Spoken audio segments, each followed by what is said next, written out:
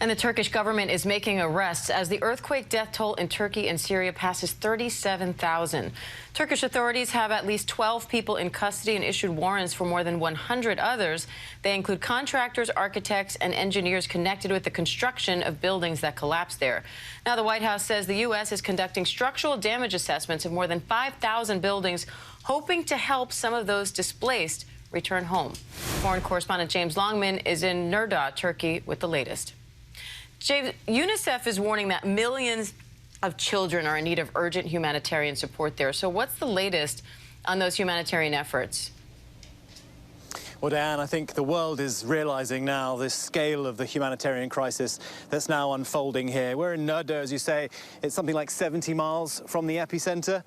The main road here, every single building destroyed. I mean, these are pictures that you've come to be used to seeing, unfortunately, but I want to show you where we are. We're on the edge of a refugee camp here. About 1,000 Syrians, this is a Syrian community who made their life here after having fled the war. And for many, they lived in homes all around this area. Every single one of them has collapsed, and now they're in tents. Let me just show you over here. We've got Nurdağ, Kifik. This is Nurdağ, who we've been speaking to today, and other Syrian refugees who've been in these tents. They live 9 or 10 to one tent. You can see their belongings strewn outside. It's freezing here. I mean, it's a sunny day, Diane, but it really is cold, so fires set up to keep people as warm as they can be. These tents actually, luckily, do have electricity and are connected to water, but there are people, tens of thousands of people, hundreds of thousands, living across this country who are living in conditions like these. And you've just seen how many kids we've seen just there, right? There are children absolutely everywhere. I've been to a lot of refugee camps in my time, and it's the thing you see over and over and over again. And this is what today the UNICEF is warning about. 2.5 million kids in the areas affected inside Syria, 4.6 million in Turkey. They have had everything taken away from them, many of them. Not just their homes, not just shelter and access to medicine and food, their schools. I mean, this community had a school just up the road here which is gone. So this isn't just about the next few days and weeks. This is months and years of rebuilding.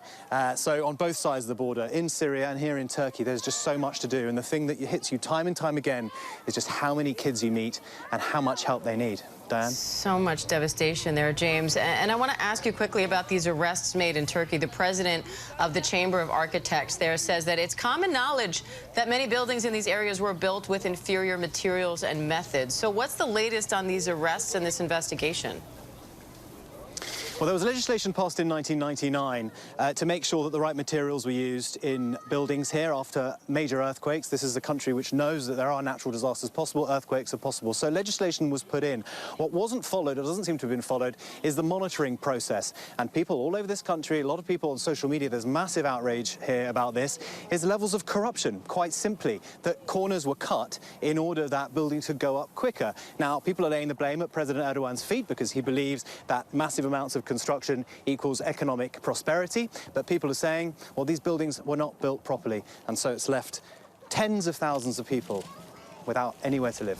Diane? All right, James Longman in Turkey for us. Thank you.